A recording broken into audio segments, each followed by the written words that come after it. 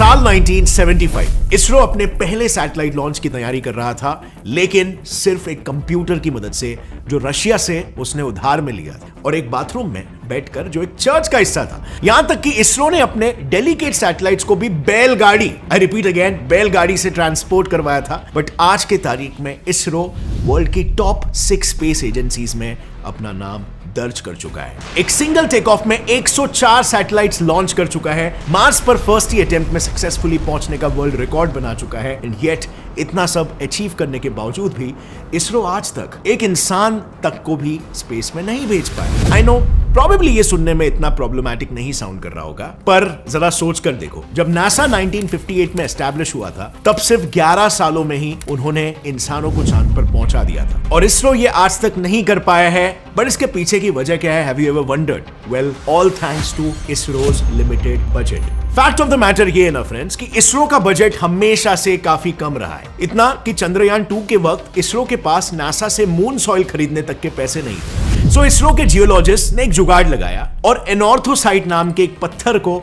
तमिलनाडु से मंगवाया। अब इस पत्थर के टुकड़े मून सॉइल से एग्जैक्टली सिमिलर तो नहीं थे, पर उससे काफी हद तक मिलते जुलते थे और इसीलिए उन्होंने इस पत्थर से आर्टिफिशियल चांद की सरफेस बनाई और इस सस्ते जुगाड़ पर अपने मून रोवर को टेस्ट किया और पता लगाया कि ब्रेकिंग सिस्टम में इंप्रूवमेंट के साथ साथ मून रोवर को 4 के बजाय 6 पहिए लगाने चाहिए। और सिमिलरली अगर हम मंगलयान मिशन की बात करें तो इसरो को वो मिशन भी सिर्फ $74 मिलियन में ही करना पड़ा था, जबकि नासा को अपने सिमिलर मिशन मेवन के लिए करीब $671 मिलियन के फंड मिले थे। यू सी, अगर इतना बजट इसरो को मिला होता तो इसरो अपने मंगलयान मिशन में सिर्फ सैटेलाइट क्या, इंसानों को ही मार्स पर भेज चुका होता, क्योंकि इस मिशन में इसरो की टीम का एक्सेप्शनल टैलेंट साफ दिखाई देता है जब उन्होंने बजट कंस्ट्रेंट्स के चलते मार्स तक पहुंचने का सीधा रास्ता चुनने के बजाय उससे 8 से 9 गुना सस्ता yet extremely complicated apogee raising orbital manoeuvre strategy वाला रास्ता अपनाया था और फिर भी मंगलयान को सक्सेसफुली मार्स की ऑर्बिट में सेट कर दिया। इसरो की यही टैक्टफुल टेक्निक्स काइंड ऑफ एक इनडायरेक्ट प्रूफ है कि क्यों नासा जैसे एक मैसिव स्पेस जायंट को भी इसरो जैसे कंपैरेटिवली छोटे स्पेस एजेंसी के मून मिशन का डेटा चुराना पड़ा था। Yes, you heard that right. NASA ने चंद्रयान 1 मिशन के वक्त क्या किया था? ये देखो, चंद्रयान 1 में लगा हुआ ये पार्ट नासा का मून मिनरलॉजी मैपर M3 था और ये वाला पार्ट था इसरो का इंपैक्ट प्रोब। दोनों का काम बेसिकली मून के सरफेस को स्कैन करके पानी डिटेक्ट करना था, पर इंपैक्ट प्रोब के पास एक एडवांटेज था, वो मून पर जाकर ये काम करने वाला था, जबकि M3 सिर्फ मून के अराउंड रिवॉल्व होते चंद्रयान से अटैच रहकर ये काम करने वाला था। अब ऐसे में जैसे ही इंपैक्टर चांद की सतह पर लैंड हुआ, वहां उसे पानी के ट्रेसेस मिले। इन ट्रेसेस के मिलते ही इंपैक्टर ने इस डेटा को तुरंत चंद्रयान को भेजा और चंद्रयान ने इसरो के बेस स्टेशन को। लेकिन इस डेटा के साथ इसने इसरो को एक एरर सिग्नल भी भेजा, जिसमें इसके एक सेंसर खराब होने की इंफॉर्मेशन थी, सो दैट वो कंफर्म कर सके कि सच में मून पर पानी है भी कि नहीं, और इसीलिए उन्होंने ये बात किसी को नहीं बताई। बट इसका पूरा फायदा नासा ने उठाया। नासा ने M3 का यूज करके चंद्रयान को भेजे गए पूरे डेटा को अपने सर्वर पर डाउनलोड कर लिया और अपनी बड़ी टीम की मदद से इसरो से पहले ही इंटरप्रेट करवाकर चांद पर पानी उन्हें मिला है ऐसा पब्लिश करवा दिया न्यूज मीडिया में। अब यह पहली बार नहीं था जब नासा और यूएस इसरो को कंट्रोल करने की कोशिश कर रहे थे। आप मानोगे नहीं, रशिया और इंडिया के क्रायोजेनिक इंजन्स की डील को कैंसिल कराने के पीछे और इसरो के साइंटिस्ट नंबी नारायण को एंटी नेशनलिस्ट घोषित करवाने के पीछे भी कहा जाता है यूएस का ही हाथ था, क्योंकि 70s से ही यूएस इसरो के मिशंस की जासूसी कर रहा था और 19s में उसने देखा कि इसरो को हेवी सैटेलाइट्स लॉन्च करने के लिए अर्जेंटली हेवी लिफ्ट रॉकेट्स चाहिए थे। अगर इसरो अपने पुराने सॉलिड फ्यूल रॉकेट्स की मदद लेता तो फ्यूल टैंक्स का साइज इंक्रीज करना पड़ता और नए चेंजेस के साथ साथ काफी सारे टेस्ट करने पड़ते। अल्टीमेटली काफी ज्यादा पैसों का इन्वेस्टमेंट था। इसका सिर्फ एक ही सोल्यूशन था, पावरफुल क्रायोजेनिक इंजन्स, जिसे इसरो को स्क्रैच से बनाने में तो ज्यादा पैसे लगते। सो इसरो ने सोचा कि काम करते हैं, क्यों ना ये इंजन्स अपने एलाय रशिया से डायरेक्टली खरीद लेते हैं, और इसीलिए इसरो ने रशिया से KVD-1 इंजन्स की डील साइन कर ली। बट देन यूएस ने रशिया पर आरोप लगाया कि वो missile technology control regime MTCR treaty को तोड़ रहा है, क्योंकि इसके तहत रशिया किसी non western country including India को अपने इंजन्स नहीं बेच सकता था।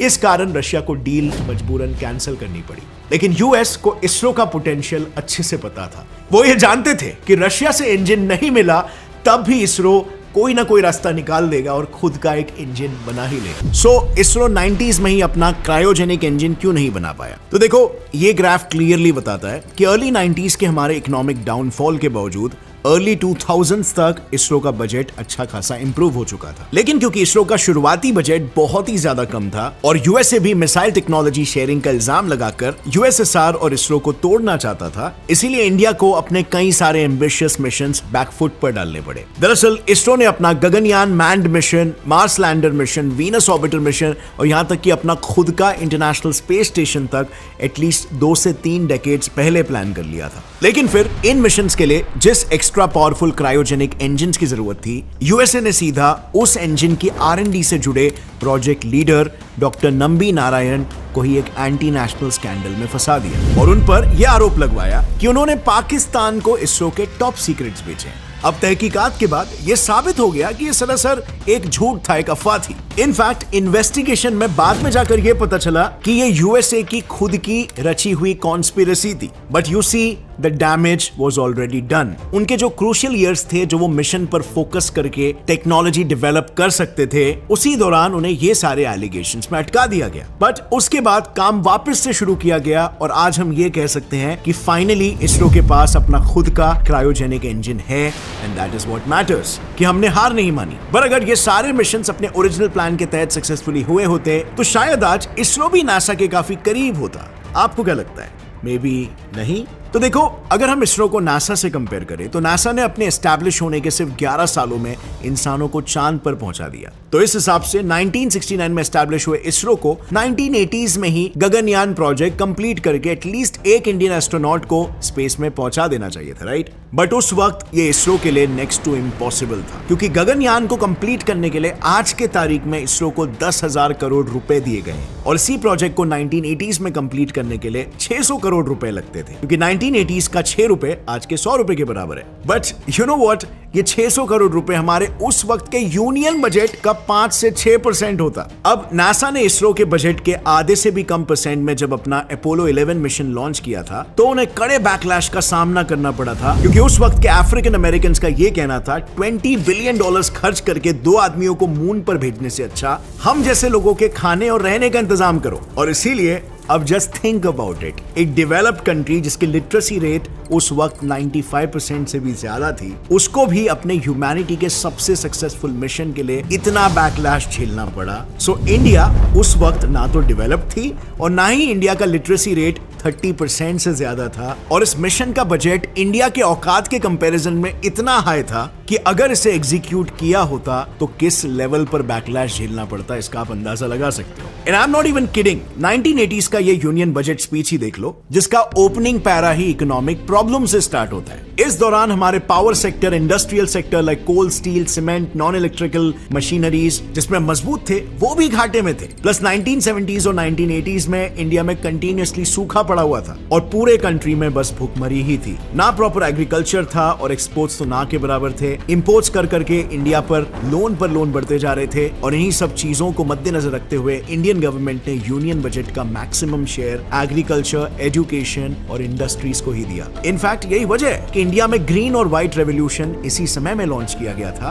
क्योंकि इन चीजों की इंडिया को ज्यादा जरूरत थी। अब जरा सोचो, गवर्नमेंट ने ये पैसों को इकोनॉमिक प्रॉब्लम्स को इग्नोर करके इसरो को दे दिया होता तो शायद इसरो आज पाकिस्तान के सुपार्को की तरह ही बर्बाद हो जाता, क्योंकि उसकी होस्ट कंट्री अपने पैरों पर खड़ी नहीं हो पाती। 1991 में इंडिया में ग्रेट इकोनॉमिक क्राइसिस स्टार्ट हुआ था, जिससे निकलने में हमें 10 से 15 साल लग गए थे, और इसीलिए मेन प्रॉब्लम्स को इग्नोर करके इसरो के बजट्स को कंप्लीटली पास किया जाता तो शायद हम कभी इस क्राइसिस से निकल ही नहीं पाते, और ना ही फिर इसरो आगे भी कभी तरक्की कर पाता। इसके अलावा अगर हिस्ट्री टटोल कर देखें तो नासा और इसरो का ड्राइविंग फोर्स शुरुआत से ही बिल्कुल ऑपोजिट रहा है, और इसीलिए इसरो को अगर बजट मिल भी गया होता तब भी वो शायद उतना ग्रो नहीं करता जितना नासा ने किया। नासा का मोटिवेशन था यूएसए को ऑल राउंड सुपर पावर बनाना, जो वर्ल्ड वॉर 2 के बाद बहुत तेजी से बूस्ट हुआ। दरअसल वर्ल्ड वॉर 2 तक यूएसएसआर और यूएस साथ में ही थे, लेकिन उसके बाद दोनों में पॉलिटिकल आइडियोलॉजी को लेकर विवाद चालू हो गए। यूएसएसआर कम्युनिज्म को यूरोपियन कंट्रीज में फैलाना चाहता था, और इससे यूएसए को लगा दुनिया से उसकी डेमोक्रेटिक और कैपिटलिस्टिक आइडियोलॉजी की पकड़ छूट रही है। सो दोनों अपनी पॉलिटिकल आइडियोलॉजीज डेवलपमेंट के लिए कितने सूटेबल है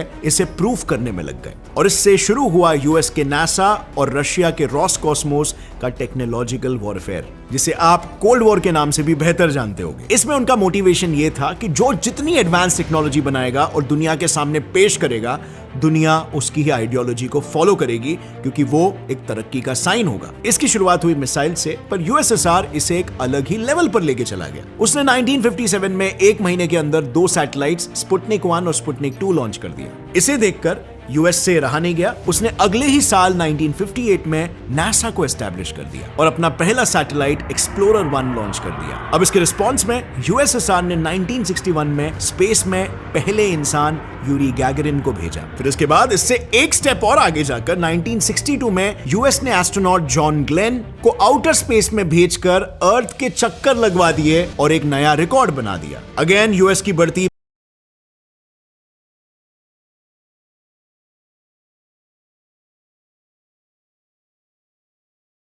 तो कंटिन्यूअस मसल फ्लेक्सिंग चालू है। पर अगर देखा जाए तो उसके बाद 1967 तक यूएस ने इस रेस में कुछ खास अचीव नहीं किया, बट 1969 में अपोलो 11 के तहत नील आर्मस्ट्रॉन्ग और बज एल्ड्रिन को चांद पर भेजने वाला यूएस पहला वो देश बना। इस पूरी रेस में आखिर में नासा की जीत हुई और रैपिड ग्रोथ का मेन रीजन था अंधाधुंध कंपटीशन, जबकि इसरो को ये कॉम्पिटिटिव लेवरेज हिस्टोरिकली कभी नहीं मिला। सो ऐसे में सिर्फ कह देना कि इसरो नासा से बहुत आगे होता अगर उसे बजट मिला होता, ये भी 100% सर्टेनिटी से नहीं कहा जा सकता, क्योंकि जैसे आप वो कहावत जानते होंगे, necessity is the mother of invention, और उस वक्त यूएस और यूएसएसआर को दुनिया को प्रूव करने की भयंकर नेसेसिटी थी। इनफैक्ट फ्रेंड्स, अगर इसरो के फाउंडर विक्रम साराभाई के आइडियोलॉजी को देखें तो उनके हिसाब से इसरो का पर्पस सिर्फ ह्यूमैनिटी और इंडियन इकोनॉमी की रियल प्रॉब्लम्स को सॉल्व करना है। मतलब अगर इसरो को प्रॉपर बजट मिला होता तो मिशंस पर फिजूल पैसे खर्च करने के बजाय उन चीजों में इन्वेस्ट करते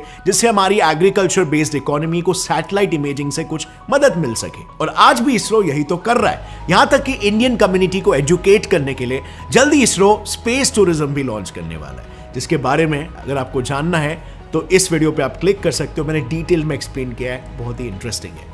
और फ्रेंड्स, आज के लिए अगर ये वीडियो आपको पसंद आया, एक लाइक जरूर ठोकना। Get set fly science channel को भी सब्सक्राइब कर लो और बेल नोटिफिकेशन दबाओ ताकि आगे आने वाली हमारी कोई भी वीडियो की अपडेट आप मिस ना कर सको। As always, stay curious, keep learning and keep growing. जय हिंद।